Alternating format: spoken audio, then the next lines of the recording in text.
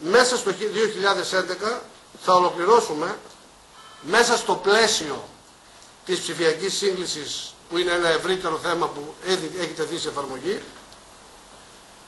θα ολοκληρώσουμε την σύνδεση όλων των αρμών του Υπουργείου.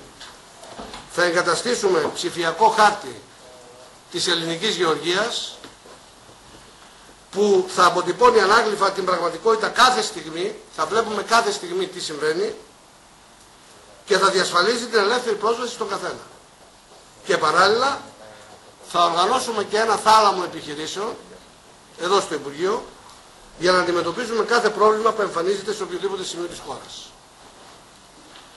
Παράλληλα, τα πάντα θα αναρτώνται στο site του Υπουργείου. Τίποτε στην κρίζα ζώνη, όλα στο φως, τα έργα, οι επιδοτήσεις, οι ζημιές, οι καλλιέργειες, οι δηλώσεις, οι προμήθειες, οι διαγωνισμοί. Και πάνω απ' όλα η παρακολούθηση του προγράμματος, η υλοποίηση των στόχων και το χρονοδιάγραμμα των δράσεων. Η αλήθεια online, αυτή θα είναι η πολιτική μας. Και είναι το πρώτο μας χρέος, η πρώτη μας δέσμευση. Δηλαδή ότι μέσα στο 2011 και ο ψηφιακός χάρτης, και ο ηλεκτρονικός χάρτης, ο ψηφιακός χάρτης της Γεωργίας και ο θάλαμος επιχειρήσεων θα γίνουν πραγματικότητα.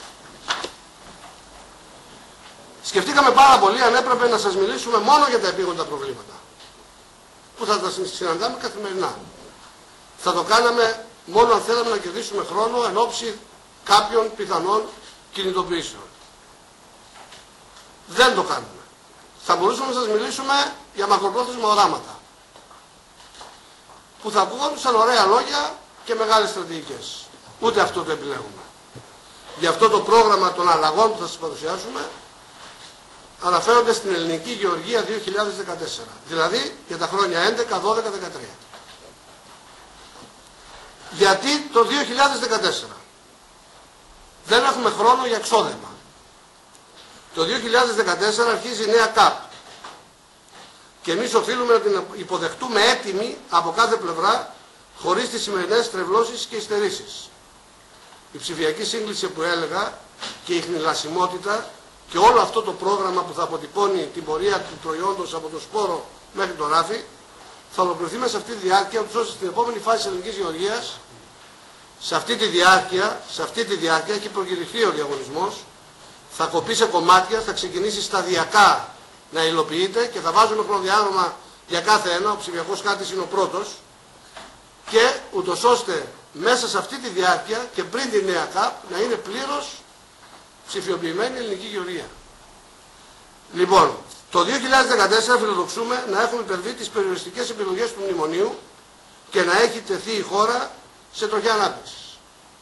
Το 2014 ολοκληρώνεται η πρώτη κυβερνητική μας θητεία και ο αναγκαίος απολογισμός του θετικού μας έργου. Το 2014, επισημαίνω, στο πρώτο εξάμηνο θα έχουμε την ελληνική προεδρία της Ευρωπαϊκής Ένωσης. Και όλες τις δυνατότητες γι' αυτό να δρομολογήσουμε τους επόμενους στόχους.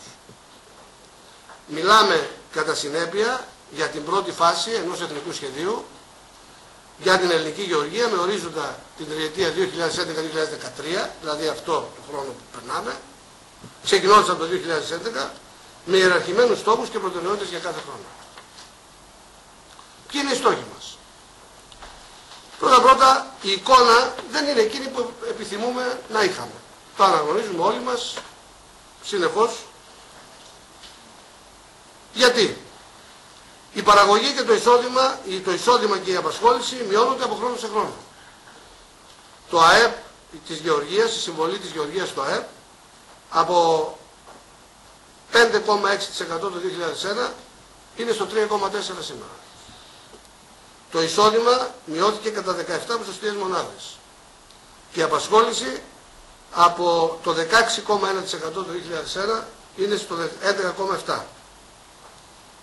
Οι επενδύσεις, δεν εννοώ τα έργα ή τα προγράμματα, οι επενδύσεις οι ευρύτερες από τους ιδιώτες και από γενικότερα στον χώρο της παραγωγής υποχωρούν. Το γεωργικό εμπορικό ισοζύγιο έχει σταθερή επιδείνωση. 3 δισεκατομμύρια ευρώ ετήσιο έλλειμμα εισαγωγών-εξαγωγών μόνο από τα αγροτικά προϊόντα.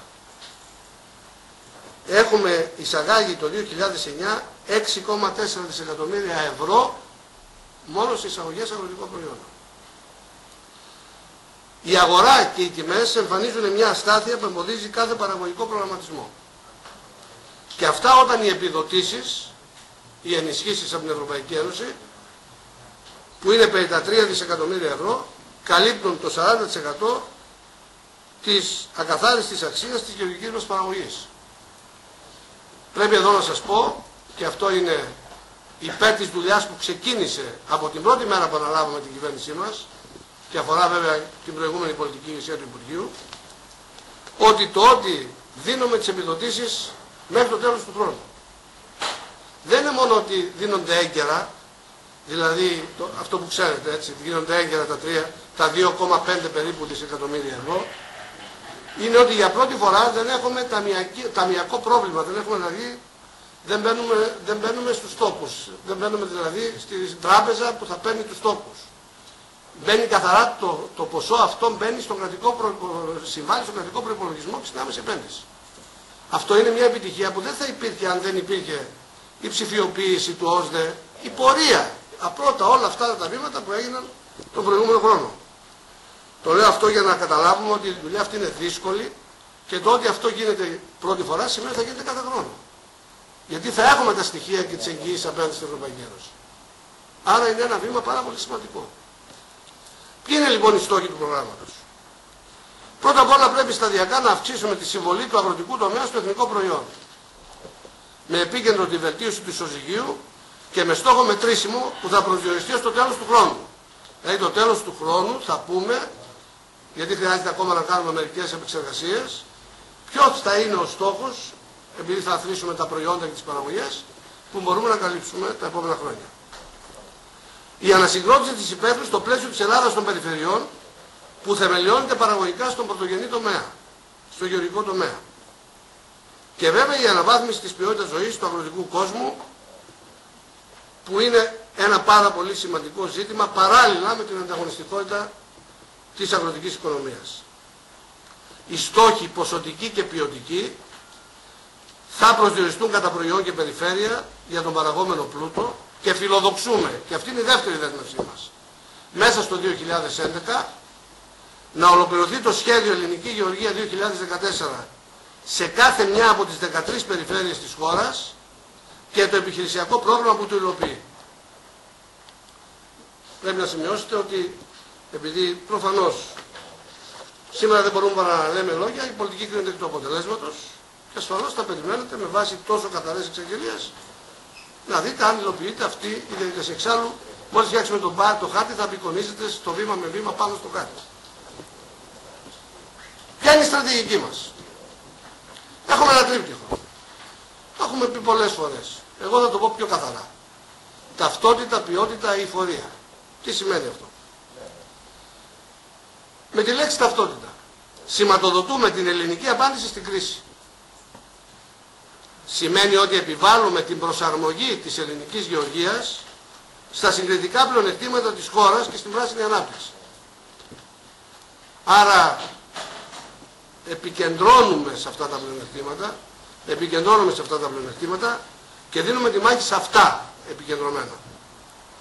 Η Ελλάδα αποκτά σήμα κατά τεθέν και διαβατήριο στην ευρωπαϊκή και διεθνή αγορά. Ποιότητα.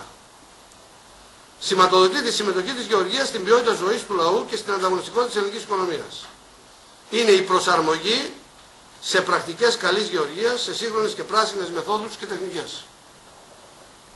Η Ελλάδα παράγει προϊόντα υψηλής προστιθέμενης αξίας και πιστοποίησης.